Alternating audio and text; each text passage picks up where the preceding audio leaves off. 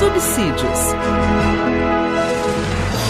Lições Bíblicas Adultos. A paz do Senhor Jesus Cristo. Olha, eu aqui de novo no canal Rascunho DVD.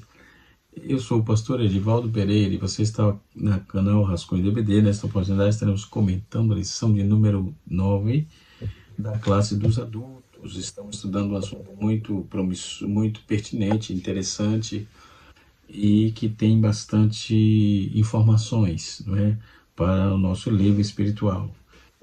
Nós estamos estudando no tema geral as promessas de Deus, né?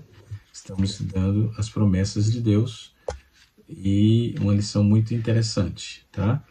E na lição de número 9, estaremos comentando também um assunto muito interessante e muito próprio, né? Necessário para os nossos dias.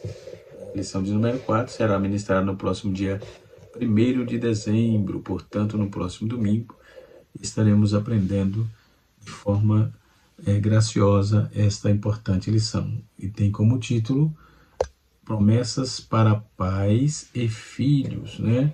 Nós já estaremos estudando. No capítulo 6 do livro de Efésios, capítulo 6, verso 2 e 3, está escrito: honra teu pai e a tua mãe, que é o primeiro mandamento com promessa, para que te vá bem e vivas muito tempo sobre a terra. A verdade prática nos diz, entre os desafios e responsabilidades, o relacionamento entre pais e filhos deve ser de bênção e proteção, né? Nós vamos dar continuidade aqui.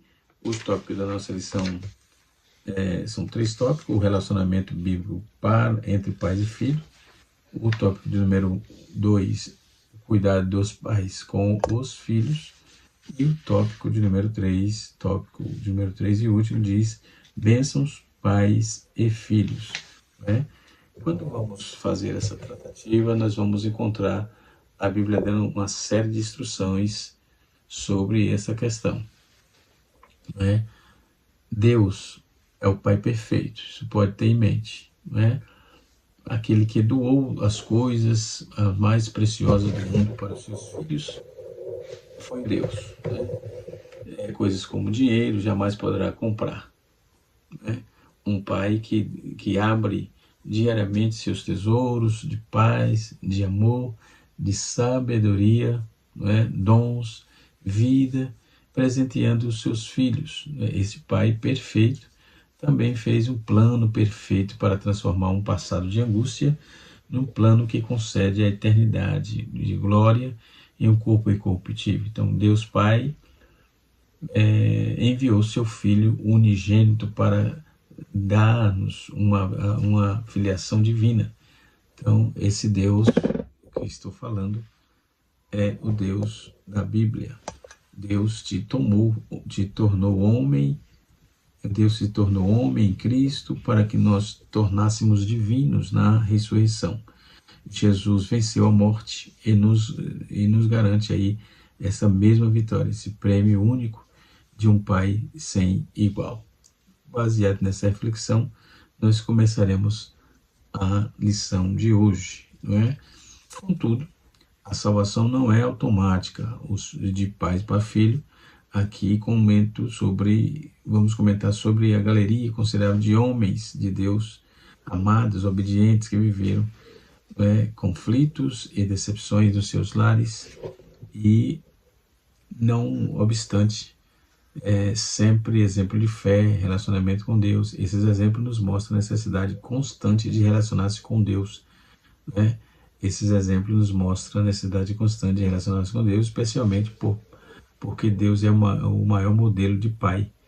No Salmo 68, verso 5, está escrito: o pai de órfão e juiz de viúva é Deus Pai, no seu lugar santo, pai de luz, que se traduz em Abba, no Strong, né? Num comentário de Strong. E o antepassado, provador, produtor, o Espírito Santo nos ensina a chamarmos de Abba. Romanos capítulo 8, verso 15. Quando, segundo Deus, é um Pai perfeito, sendo Deus, ou seja, um Pai perfeito, compreende as aflições dos pais terrenos, capacitando-os para uma jornada familiar. Então vejamos com alguns pais cujas derrotas e vitórias foram narradas na Bíblia. No caso de Isaac, Esaú e sua vida amorosa causou profundo desgosto aos pais. Ora, sendo Saul de idade de 40 anos, tomou por mulher a Judite, filha de Beri, Eteu, e a Basamonte, filha de Amon, Eteu. Estas foram para Isaac e Rebeca uma amargura de espírito, né? E pensar que Isaac, seu pai, procurou agradar a Deus escolhendo uma esposa para o seu povo sob diligente oração.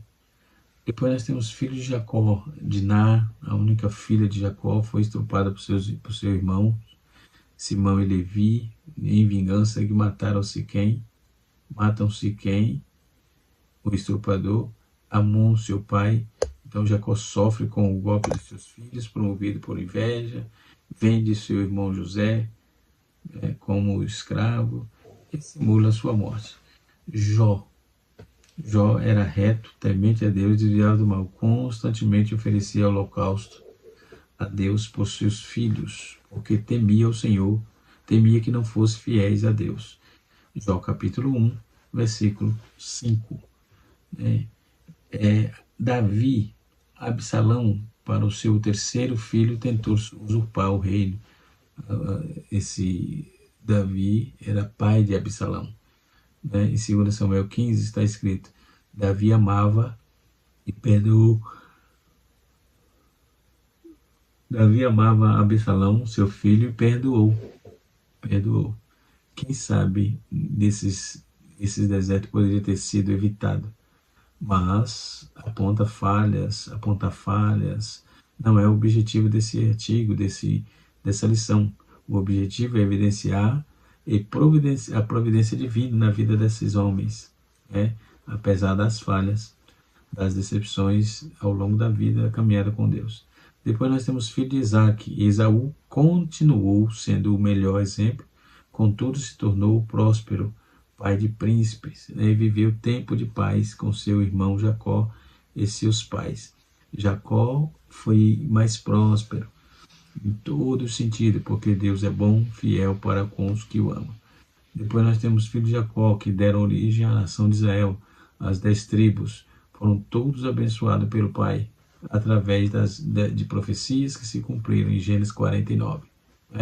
Então nós temos exemplos claros na Bíblia de homens que velaram, que oraram, que intercederam, que trabalharam para o desenvolvimento dos seus filhos, desenvolvimento intelectual, desenvolvimento moral, enfim. Então Jacó vive tempo de grande felicidade familiar, reencontra o seu filho José como governador lá do Egito, une a família em reconciliação. Depois nós temos Jó. O Senhor abençoou o final da vida de Jó mais do que no início. Ele teve 14.000 ovelhas, 6.000 camelos, 1.000 juntas de boi e 1.000 jumentos. Também teve ainda 7 filhos e 3 filhas. A primeira filha deu o nome de Gemima, segundo a de Queze, e terceiro de Queriapuque. Em parte, aquela terra havia mulheres tão bonitas como as filhas de Jó, e seu pai lhe deu herança junto com seus irmãos. Depois disso, Jó viveu 140 anos. Viveu seus filhos e descendente deles também, a 4ª geração. Então morreu em idade muito avançada. Jó capítulo 42, versículo 12 a 17. Porque o Senhor é a terra, do Senhor é a terra e a sua plenitude. Ele tem poder para devolver com abundância aquilo que o inimigo roubou. Depois nós temos Davi. Quanta honra desse pai. Um bem-sucedido rei, que antecedeu Jesus, que antecede a Jesus, a genealogia messiânica, do livro da geração de Jesus Cristo, filho de Davi, filho de Abraão, em Mateus capítulo 1, versículo 1, 3, prólogo, Então Davi desapareceu das páginas da Bíblia. Davi desapareceu das páginas da Bíblia, da história mundial. Ele permanece como um referencial de fé, coragem, de grande amor a Deus. Viveu tantas lutas, apesar das fraquezas, anelou por Deus, buscou a Deus como maior motivação em sua vida, não é? Depois nós temos as promessas. Seu alento serve de motivação e consolo para que jamais os pais percam a esperança e a fé de verem seus filhos restaurados pelo Evangelho. Capítulo 54, verso 13 de Isaías. Todos os teus filhos serão ensinados do Senhor, e grande será a paz de seus filhos. E assim são várias promessas para os filhos e, consequentemente, os pais também, né? Dando continuidade à nossa revista, né? Quando vamos fazer a tratativa, nós temos aí o tópico de número 1, que é o relacionamento pais com filho. Na leitura bíblica em classe, apresentar o texto bíblico dos Salmos. Salmo 127. Eis que os filhos são bênçãos do Senhor, são herança do Senhor, e o fruto do ventre, o seu galardão. Como flecha na mão do valente, assim são os filhos da mocidade. Bem-aventurado o homem que enche dele a sua aljava. Não serão confundidos quando falarem com seus inimigos à porta. E no capítulo 6, verso de 1 a 4 de Efésios, está escrito: vós filhos, seis obedientes a vossos pais no Senhor, porque isto é justo. Honra teu pai e a tua mãe, que é o primeiro mandamento com promessa, para que te vá bem e viva muito tempo sobre a terra. E vos pais, e vós pais, não provoquei ira a vossos filhos, mas criai-os na doutrina e na demonstração do Senhor, né? Então, já é uma recomendação bíblica para que os pais também cuidem dos filhos, né? Hoje, nos dias atuais, nós vemos aí os meninos como Deus criou batata, né? Jogado na rua, sem nenhuma atenção dos pais, né? É complicado. O filho na visão de Deus. Muitos têm falado sobre a importância do relacionamento entre pais e filho, né? Para tê-lo no equilíbrio ajustado e útil, né? À sociedade e tementes a Deus. Então, refletiremos aí alguns aspectos que contribuem para melhorar este relacionamento. Em tempos passados, ter filho era motivo de muita alegria. Hoje, as pessoas estão tomando remédio para não ter filho, né? E quer casa, mas não quer compromissos com os filhos, né? Logo, se meu pai pensasse assim, eu não teria nascido, né? Lá em casa só foram poucas pessoas, foram 20 pessoas, né? Eu sou o segundo filho, né, de 20 que meu pai e minha mãe tiveram, graças a Deus, né? E vida longa aos meus pais, em nome de Jesus. Então, para tê-los bem equilibrados, ajustados e úteis à sociedade e temente a Deus. Então, refletiremos alguns aspectos que contribuem para melhorar o relacionamento.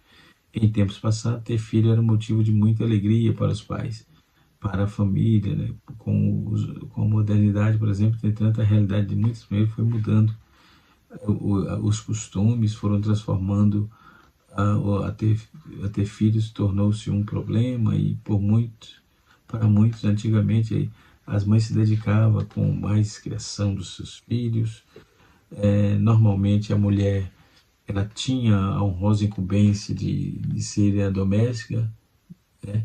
Boas esposas, mãe de família, dona de casa, administradora do lar, enquanto o marido cumpria o papel de líder da família, provedor da necessidade do lar, trabalhando e fora em diversas profissões. Então, depois nós temos aqui, é indisponível ou indispensável a multiplicação da espécie humana. Por isso que o homem e a mulher têm que casar, multiplicar e encher a terra. Nós temos a filhos, herança de Deus. Eis que os filhos são herança do Senhor, e o fruto do teu ventre, do ventre teu galardão, como flecha na mão do valente, assim são os filhos na mão da mocidade. Bem-aventurado o homem que enche dele a sua jaula e não se sequela, e não serão confundidos, aliás, como falam com os seus inimigos, né? Então, a porta, por exemplo. Então, Salmo 127, versos de número 3 a 5, muitas pessoas esperam ganhar a herança dos pais em termos de bens, matérias, terrenos e etc. Né? Mas para Deus, o filho da herança do Senhor, infelizmente, até mesmo os pais que são cristãos não dão o valor com os filhos. Como banca na mão do oleiro, como herança, aliás, do Senhor, é preciso ter os filhos em alta conta diante de Deus e de sua criação. Dono de tudo cobrará de nós, o dono de tudo cobrará de nós os que fizemos ou fazemos com a herança toda, com a herança, dono de tudo cobrará todo de nós e faremos com a herança dada por ele para cuidarmos com amor e dedicação. Filhos, galardão do Senhor. Né? A parte B do texto, do versículo 127, do capítulo 127, diz que o fruto do ventre é o seu galardão. Ou seja, quem é o galardão? O que é galardão? Trata-se de uma recompensa, de um serviço valioso em forma de prêmios, né? E assim sucessivamente. Então, nós temos o tópico número 2, a promessa de Deus para Israel, né? A promessa de Deus para os filhos de Elias, né? E adoeceu, aliás, filho de Elias, criou Deus, o Criador da família, tem promessas gloriosas para quem obedece à palavra de Deus. É um manual de Deus para os pais, para os filhos, para toda a família. A Bíblia é o manual, né? O mandamento com promessa. O quinto mandamento, Deus faz uma promessa gloriosa. E a promessa que Deus trabalha, né, que Deus faz. O apóstolo Paulo cita esses textos na visão ampliada. Ele vai usar no capítulo 20, verso 12 de Êxodo, né? Vós filhos, sede obedientes aos vossos pais, porque isto é justo. Honra teu pai e tua mãe, porque o primeiro mandamento com promessa. Então, o ser humano criado à imagem de Deus, conforme a semelhança de Deus, teve sua imagem especial. Se analisarmos o primeiro capítulo,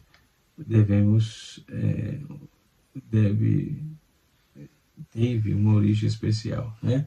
Então, nós podemos observar que é um mandamento com promessa, obedecer aos pais, né? Seguindo em frente, vamos lá.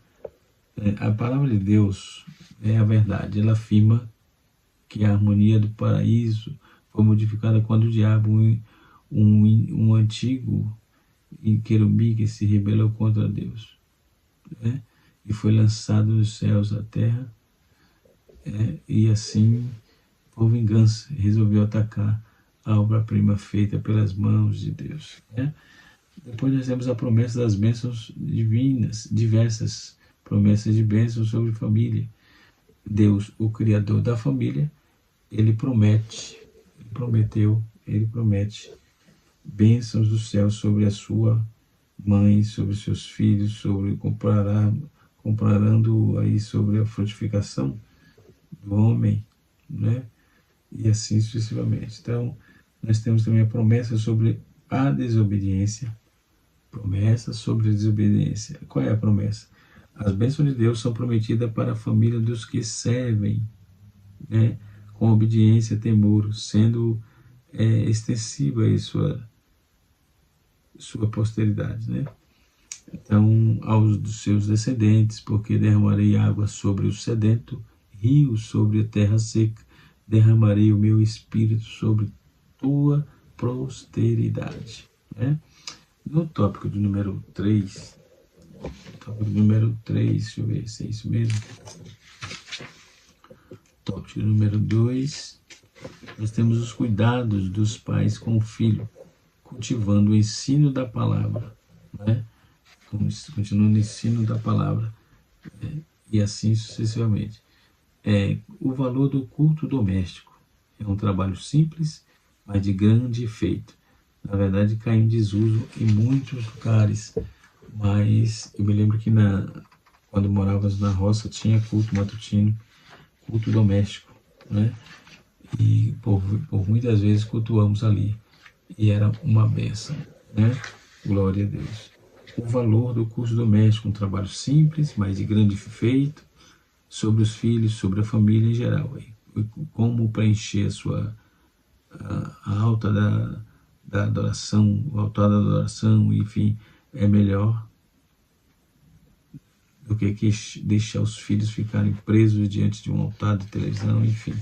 Então, o valor do culto doméstico, ele é indispensável. E parece que nas grandes capitais não se fazem esse trabalho, né? Isso é bom para unir a família, para estar próximo, para a família saber que você está orando por ele, está intercedendo, buscando ao seu favor e, consequentemente, tendo as palavras certas no momento certo para orientar as pessoas certas, né? Então, é isso que diz o texto.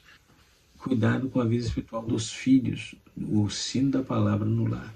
Isso aqui é uma advertência interessante, porque as pessoas vão para a igreja, né, e eles levam um piquenique. Na verdade, a criança não aprende nada, a não ser ficar brincando lá de carrinho ou, quando não, outros brinquedos, né? E assim sucessivamente. Então, a igreja, a denominação, a igreja precisa trabalhar em cima de um projeto para as nossas crianças, né?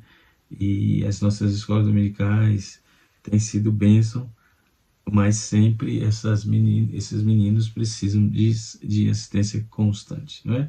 E assim sucessivamente. Os filhos devem ser levados em incentivos aí a igreja, né? O comentarista faz aqui uma observação, né? E assim sucessivamente. Nós vamos aqui para o tópico número 2, cultivando o ensino da palavra, né? Vimos que os filhos têm responsabilidade com os pais, conforme o texto bíblico. O estudante, todavia, sabemos que os pais também têm responsabilidade com os filhos. Nesse aspecto, uma dessas maiores responsabilidades é cultivar o ensino da palavra de Deus. Então, precisa ter o ensino da palavra de Deus, não pode apartar da nossa casa, da nossa mesa, do nosso dia a dia, né? E assim vamos nós. Depois nós temos os filhos devem ser levados ao incentivado a ir à igreja local. A igreja deve ser a comunicação do lar, né? O lar, continuação, a igreja deve ser a continuação do lar, e o lar, a continuação da igreja. É um dever exemplar, né? Um dever completar o outro, enfim. Quando criança, os pais devem levá-los à igreja, à IBD, nos cultos. Quando adolescente, os jovens devem ser persuadidos aí na igreja, na casa do Senhor, se forem conformados à igreja. E assim sucessivamente. Então, nós temos a propriedade da vida familiar, né? A prioridade na vida familiar. Muitos perdem os filhos na juventude porque não sabem ter um relacionamento espiritual, moral, né? Social e efetivo com eles, não dando prioridade à sua família. Para muitos obreiros, pastores, evangelistas, presbíteros, né, diáconos, missionários, a prioridade maior é suas vidas e a igreja, não o ministério, as agendas, a fama, o nome famoso, pelas suas pregações, enfim, bem como os convites locais, né, nacionais e internacionais. Assim, a família fica em último lugar. Isto é um prejuízo, isto vai abrir uma brecha tão grande que é de difícil reparo, ok? Essa atitude tem devastado muito famílias, lares, né?